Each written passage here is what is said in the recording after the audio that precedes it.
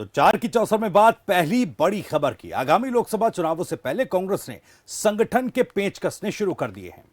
इसी कड़ी में राजस्थान के उदयपुर में 3 दिवसीय चिंतन शिविर का आयोजन किया जा रहा है। कांग्रेस ने उदयपुर चिंतन शिविर के दौरान संगठन में बदलाव के लिए कुछ बड़े फैसले किए हैं। तो कांग्रेस महासचिव अजय माकन ने बताया कि पार्टी एक परिवार एक टिकट के नियम पर पूरी तरह से एकमत है। उन्होंने सम्मेलन के बाद पार्टी में बड़े संगठनात्मक बदलाव का वादा किया। अजय माकन ने कहा कि पैनल के सभी सदस्य लगभग पूरी तरह से इस बात पर सहमत हैं कि एक परिवार के एक ही सदस्य को टिकट दिया जाए। परिवार के दूसरे सदस्य को पार्टी तभी टिकट देगी जब उसने संगठन में कम से कम 5 साल काम किया हो। साथ ही पार्टी में अब कोई भी नेता किसी भी पद पर 5 साल से ज्यादा नहीं रहेगा और अगर ऐसे किसी व्यक्ति को किसी पद पर वापस लाया जाना हो तो उसे कम से कम 3 साल का कूलिंग पीरियड अनिवार्य होगा। वहीं युवा दिखने की कवायद में कांग्रेस ने यह भी तय किया है कि अब हर स्तर पर संगठन में कम से कम 50% युवाओं को शामिल किया जाएगा। कांग्रेस महासचिव अजय माकन ने कहा कि ब्लॉक और बूथ समितियों के बीच मंडल समिति बनाने पर सहमति बनी। एक मंडल समिति में 15 से 20 बूथ होंगे। तो कांग्रेस को मजबूत करने के लिए चिंतन शिविर का झीलों की नगरी उदयपुर में आगाज हुआ है। कोई भी परिवार से अगर किसी को लड़ना है चुनाव तो कम से कम उससे पहले 5 वर्ष पार्टी के लिए काम करा हुआ होना चाहिए। कार्यकर्ता को पार्टी के अंदर और अधिक आगे मौके मिले।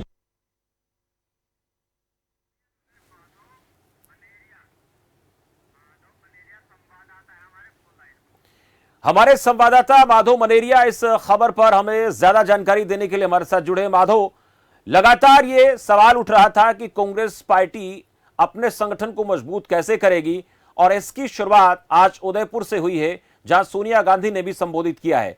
क्या कुछ इसको लेकर आपके पास जानकारी है? चिंतन शिविर को लेकर कार्यक्रम किस तरह से तय किए गए हैं? माधव आज जो अरावली पर्वतमाला के संगम में ताज होटल में कांग्रेस का जो चिंतन शिविर है 3 दिवसीय वो शुरू हुआ है और सोनिया गांधी के उद्बोधन के साथ ही चिंतन शिविर का शुभारंभ हुआ है। इसके साथ ही तमाम जो है कांग्रेस के ऑल इंडिया कांग्रेस कमेटी के जो सदस्य है उन्होंने इस पर भाग लिया। 400 से अधिक जो है सदस्यों ने उसमें पदाधिकारियों ने इसमें भाग लिया है, जिसमें राहुल गांधी और सोनिया गांधी, इसके अलावा प्रियंका गांधी और पीसीसी गोविंद सिंह डोटासरा, इसके साथ ही केरल के पूर्व जो मुख्यमंत्री है वो, इस तरह से तमाम जो कांग्रेस पार्टी के जो लीडर है इसमें चिंतन और मंथन करके कांग्रेस पार्टी को किस तरह से आगे की रणनीति बनाई जाए और आगामी जो चुनाव है किस तरह से जीता जाए उसके बाद में भी इसकी रणनीति बनाई जाए। इसके साथ ही महत्वपूर्ण बात यह है कि आधारभूत जो ढांचा है सरकार की ओर से किस प्रकार से गरीब लोग को उठाने की ये पहली बार इस प्रकार का मंथन पार्टी कर रही है कि गरीब जो तबके के लोग हैं उनके लिए किस प्रकार की व्यवस्था की जाए और किस प्रकार के नियम कानून का बनाया जाए ताकि आम लोगों को राहत मिल सके। जी माधव, आम लोगों को किस तरह से राहत मिले, गरीब आदमी के स्तर को कैसे ऊंचा उठाया जाए, ये जानकारी इस चिंतन शिविर को लेकर जो अपडेट मिल रहा है उसको लेकर माधव मनेरिया हमें दे रहे थे। बहुत शुक्रिया माधव इस अपडेट के लिए। तो कांग्रेस पार्टी का चिंतन शिविर शुरू हुआ है और इसमें सोनिया गांधी के संबोधन के बाद यह शिविर का आगाज हुआ है, लेकिन इसमें कई बड़े फैसले लिए जाने हैं और इसी सिलसिले में हमारे साथ बातचीत करने के लिए कांग्रेस पार्टी के संगठन महासचिव यूथ कांग्रेस से हमारे साथ जुड़े आयुष हैं। आयुष जी, बहुत स्वागत है आपका। धन्यवाद। आयुष जी, आपसे समझना चाहेंगे कि चिंतन शिविर का जो आगाज हुआ है उसको लेकर यही कयास लग रहे हैं कि यूथ पर फोकस रहेगा और उसके साथ साथ कांग्रेस पार्टी के सांगठनिक ढांचे को और ज्यादा मजबूत कैसे किया जाए ये महत्वपूर्ण है। और कुछ बैठकें भी चल रही हैं, गुप्त बैठकें हो रही हैं, उनमें जो प्रस्ताव तैयार किए जाएंगे उनको भी पेश किया जाएगा। किस तरह की तैयारी है ये?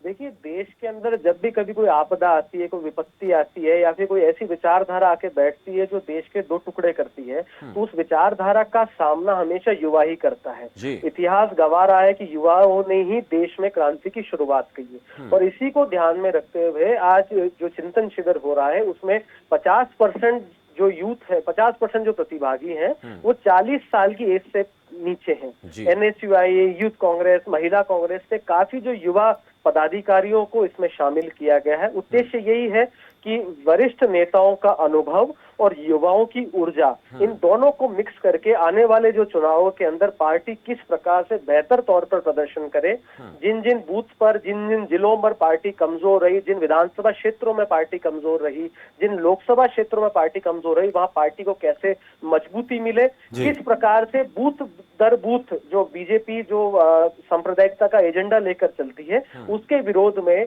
कांग्रेस युवाओं के माध्यम से गांधी की विचारधारा को पहुंचाएगी। ठीक है आयुष जी, जैसा आप कह रहे हैं कि युवाओं की भागीदारी से कहीं ना कहीं पार्टी को संगठनात्मक तौर पर मजबूत किया जाएगा, लेकिन देखिए कई राज्यों में जिस तरह का आपने फॉर्मूला बताया, जिस फॉर्मूले पर कांग्रेस अभी काम करने की बात कह रही है और उसी फॉर्मूले पर पार्टी को मजबूत करने की बात कह रही है, भाई आप राजस्थान की भी बात देखिए, मध्य प्रदेश में क्या कुछ हुआ, जो एक वरिष्ठ नेता का अनुभव और एक यूथ नेता को साथ लेकर वो साथ कहीं दिख नहीं पाता, कहीं ना कहीं उसमें खींचतान चलती रहती है और वो दिखाई भी देती है।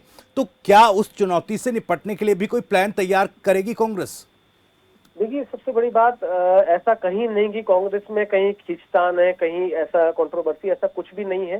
केवल जो है ये विपक्षियों द्वारा एक ओवर हाइप दिया जा रहा है इन चीजों को, और हम सीधी सी बात है कि हर कांग्रेसी वैचारिक तौर पर क्लियर है। नहीं ठीक है सर, मध्य प्रदेश में तो देखा ना वो विपक्षियों की कोई थोड़ी परेशानी थी, वो तो कहीं ना कहीं संगठन के भीतर जिस तरह की खींचतान मध्य प्रदेश में थी, और उसी तरह का एक जो तस्वीर है वो राजस्थान में भी कहीं ना कहीं दिखाई देती है, और इसकी जो आंच है वो महसूस की जा सकती है। तो मेरा सीधा सवाल यह है कि क्या इससे निपटने के लिए भी क्या कोई फॉर्मूला तैयार करेगी कांग्रेस? देखिए, मध्य प्रदेश के मसले पर मैं कुछ कहना नहीं समझूं क्योंकि वो मेरे अधिकार क्षेत्र में नहीं है, मगर राजस्थान में मैं ये लेकर मैं इंश्योर करता हूं कि राजस्थान में ऐसी कोई खींचतान नहीं है, और हर व्यक्ति, राजस्थान का आम कार्यकर्ता, पदाधिकारी, सरकार का कोई भी हिस्सा, वो ये इस बात पर सहमत है कि राजस्थान के सर्वमान्य नेता श्री अशोक गहलोत हैं, और उनके नेतृत्व में राजस्थान वापस से चुनाव में जाएगा, कांग्रेस वापस चुनाव में जाएगी, और बहुत ही अच्छे बहुमत के साथ सरकार यहाँ रिपीट होगी। जो बीजेपी जो आज देखिए राजस्थान के अलग अलग जिलों में जो दंगे कराने की कोशिश करी, ये कहीं ना कहीं अशोक गहलोत जी की बढ़ती लोकप्रियता का ही डर है कि बीजेपी सांप्रदायिक रंग देकर चुनाव में आना चाहिए, क्योंकि सरकार ने जिस तरीके से योजनाएं लॉन्च करी, आज ओपीएस सरकार ने दिया, सरकार ने चिरंजीवी योजना दी, सरकार ने सीजीएस के तर्ज पे आरजीएचएस सरकार लेके आई, हेल्थ सेक्टर में राजस्थान आज देश के अग्रणी राज्यों में है, एजुकेशन में इंग्लिश मीडियम स्कूल्स की स्थापना कर रहा है। तो बीजेपी के पास कोई मुद्दा ही नहीं बचा है। कांग्रेस ने एक्चुअली इतना ज्यादा डेवलपमेंट के प्रोजेक्ट्स, प्लान, स्कीम्स लेके आई है, तो इसलिए ये लोग उस ठीक है, ये तो आप गहलोत सरकार के कामकाज का आप ब्यौरा दे रहे हैं आयुष जी, लेकिन सवाल ये था सचिन पायलट की नाराजगी पहले आपने देखी, सबने देखी, किस तरह से उनका राजस्थान से आकर दिल्ली के दरवाजे तक दस्तक देने का उनका कार्यक्रम हमने देखा, उनकी नाराजगी देखी, और महत्वाकांक्षा कहें तो गलत नहीं होगा। अब सचिन पायलट की नाराजगी उस दौर में आप क्या उस बात से अनजान हैं? ये बड़ा अहम सवाल है। कांग्रेस पार्टी मजबूत होगी, विपक्ष मजबूत होगा, तो कहीं ना कहीं केंद्र सरकार की तरफ से अगर कुछ ऐसा कदम उठाया जाता तो मजबूती के साथ आप लोग खड़े दिखेंगे।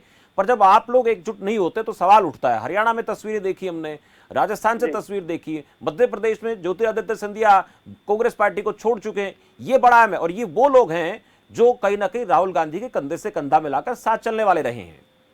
देखिए, इस बात में बहुत क्लियर तौर पे कह रहा हूं कि जो लोग इस दौर में कांग्रेस को छोड़कर और विपक्षी पार्टियों आगे जो कांग्रेस के नेता सरेंडर कर रहे हैं, वो केवल इसलिए कर रहे हैं कि वो भय से, उनको भय है केंद्र सरकार का, सिर्फ भय के कारण जो है कि इस लड़ाई को, इस मुहिम को छोड़ के जा रहे हैं। रही बात राजस्थान की जो नाराजगी थी, वो क्या भय है केंद्र सरकार से, क्या डर है, ये जरा बताएंगे आप, किस बात का डर है? देखिए, मुझे इस बारे में तो जो लोग छोड़ के गए वो ज्यादा बेहतर तरीके से बता पाएंगे, मगर बात है कि आज आप एक लड़ाई को लड़ रहे हैं, आज आप एक देश में सांप्रदायिक ताकतों से लड़ रहे हैं, और जो व्यक्ति आपका ही अंदर का व्यक्ति उसको अगर छोड़कर जा रहा है, तो कहीं ना कहीं वो व्यक्ति अंदर से डरा हुआ है, कमजोर है। इस बात का डर है कि सत्ता में भागीदारी, लंबे समय बाद सत्ता में भागीदारी नहीं मिल रही, ये डर इस बात का है, या फिर गलत काम कोई किया है जिस बात का डर है?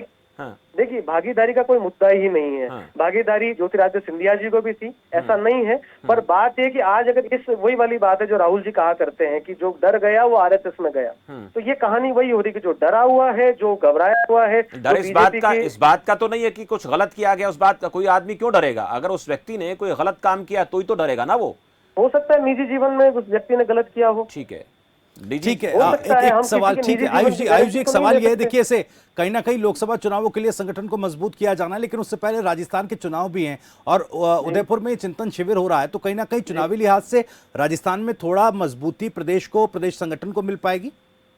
जी बिल्कुल, राजस्थान में चूंकि चुनाव भी है और सरकार जो है पूरी तरीके से चुनाव के लिए रेडी है, सरकार ने योजना है। बात यह है कि सरकार पूरे समय तक जनता के बीच में रही, इसलिए राजस्थान का चुनाव जो है बहुत बड़ा इशू नहीं होगा। हालांकि फिर भी कांग्रेस जो आला कमान है, कांग्रेस पार्टी है, कांग्रेस संगठन है, उसके लोग इस बात पर पूरा फोकस कर रहे हैं कि राजस्थान में कहीं कोई गुंजाइश नहीं रहनी चाहिए जहां हम इस रिजल्ट से भी बेहतर रिजल्ट एक छोटा सवाल और करूंगा आयुष जी आपसे, राष्ट्रीय अध्यक्ष के पद को लेकर कांग्रेस पार्टी के राष्ट्रीय अध्यक्ष के पद को लेकर कोई मुहर लगेगी इसमें? देखिए इस बारे को में लेकर बात आप कर रहे हैं, तो कोई युवा चेहरा होना चाहिए, युवाओं को आगे बढ़ाने की बात हो रही है और युवा ही कोई पार्टी का अध्यक्ष बने, ऐसी बातें भी हो रही हैं। देखिए इस बारे में मुझे लगता है कि मैं बयान देने के लिए एंटाइटल्ड नहीं हूं। हाँ, मेरा अगर व्यक्तिगत अगर मेरी बात की जाए तो मैं स्वयं चाहता हूं और पूरी यूथ कांग्रेस चाहती है कि राहुल गांधी जी पुनः कांग्रेस के राष्ट्रीय अध्यक्ष बने, उनके नेतृत्व में हम 2024 को फतेह करें। ठीक है आयुष भारद्वाज हमसे बातचीत के लिए। तो आयुष भारद्वाज हमारे साथ